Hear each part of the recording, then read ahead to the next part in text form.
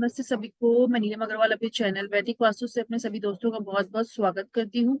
मैं हूँ एक एस्ट्रोलॉजर और एक आयुर्वेदिक प्रैक्टिशनर। आज हम बात करते हैं पितृपक्ष में हमने कौन से मंत्र पढ़ सकते हैं, कौन से मंत्र पढ़ के भी हम उतनी ही ब्लेसिंग्स अपने एंसेस्टर्स की ले सकते हैं जितना कि अगर हम भोजन को मंदिर में दें या पंडित जी को खिलाएं। आज हम मंत्रों के बारे में बात करते हैं। देखो, सबसे ज्यादा तो सभी को पता है, अगर हम गीता का 7वां अध्याय पढ़ेंगे तो वो पितरों के लिए पढ़ा जाता है। आप अपने मन में ये फील करिए कि मेरा जो ग्रेटिट्यूड है, मैं अपने पितरों के लिए ये अध्याय पढ़ रही हूँ और आप मेरी अर्चना को स्वीकार करें और मेरे से जो काम छूट गए हैं उसको इस मंत्र के थ्रू मैं अपने पितरों को पहुंचाती हूँ और मेरे रुके हुए कामों को आगे बढ़ाएं। यह है एक तरीका। ये आपको डेली पढ़ना है 16 दिन। इसके बाद इसके साथ आप हनुमान चालीसा अगर डेली 7 टाइम्स पढ़ेंगे तो वो भी बहुत बड़ा एक रिचुअल है पितृपक्ष में। ठीक है। इसके साथ ही जैसे सबको पता है गजेंद्र मोक्ष अगर दिन में 3 बार आप पढ़ेंगे तो ये एक वंडरफुल रेमेडी है मंत्रा की फॉर पितृपक्ष। अगर आप दाती जी को अगर आप दाती जी भगवान का मंत्र पढ़ेंगे डेली, तब भी ये एक बहुत बड़ी पितृपक्ष का मंत्र है जिससे कि एंसेस्टर्स की ब्लेसिंग मिलती है। इसके साथ साथ ही ना बहुत सारे साधु ना एक रिचुअल करते हैं।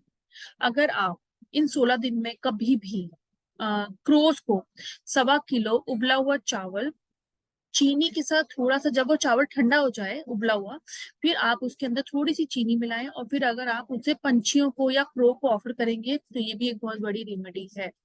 इसके साथ ही जिन लोगों के घरों में बच्चे नहीं हो रहे है ना, आप अगर माघ की भीष्म अष्टमी में श्राद्ध करेंगे तो ये जो ऋण है बच्चों का ये खत्म होता है और आपकी जनरेशन में ग्रोथ आएगा। कहते हैं कि ना, अगर नाग बलि के श्राद्ध आपको करना हो तो वो हम बच्चों को, अगर जिनके बच्चे नहीं होते तो वो नाग बलि वाले श्राद्धों को रिचुअल फॉलो करते हैं। जिनके घरों में बहुत सारा एक्सीडेंट्स होते हैं या जिनके घरों में बहुत ज्यादा सुसाइड्स होते हैं, वो नाग बलि वाले श्राद्धों को फॉलो करते हैं, है ना। इसके लिए अगर आप मंदिर में बुढ़े लोगों को जाके दूध पिलाएंगे, है ना, तो ये उसकी एक बहुत बड़ी रेमेडी है। इसके साथ ही कुछ चीजें जैसे हमें होली प्लेसेस पे ही करनी चाहिए, जैसे गंगा जी है, वाराणसी है, बनारस है, इस तरह से, है ना। इसके साथ ही जब आप तर्पण करते हैं कभी भी उसमें स्टील के बर्तन यूज नहीं करने चाहिए, हमेशा तांबा या कॉपर, ये 2 बर्तन ही हमेशा हमें तर्पण के लिए यूज करने चाहिए। जैसे हमने पहले भी बताया कि अगर आप साउथ डायरेक्शन में देख के नमस्कार करेंगे, प्रणाम करेंगे, ये भी एक बहुत बड़ी रेमेडी है ना। अगर आप पीपल में जल देंगे, है ना, थोड़ा सा तेल डाल के, तो ये भी एक बहुत बड़ी रेमेडी है।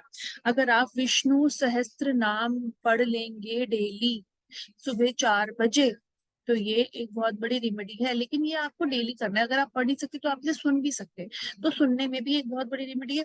जो इंडिया के बाहर रहते हैं वो इसे सुन सकते हैं, अपने घर में चला सकते हैं। अपने बच्चों के लिए भी आप ये चीज फॉलो कर सकते हैं।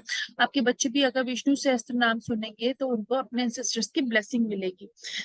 ये थी कुछ चीजें जो मैं चाहती थी अपने सारे दोस्तों के साथ शेयर करना, कि कैसे हम मंत्रों के थ्रू भी पितृपक्ष में रेमेडीज कर सकते हैं। कोई भी कर सकता है जो कहीं भी रहता हो।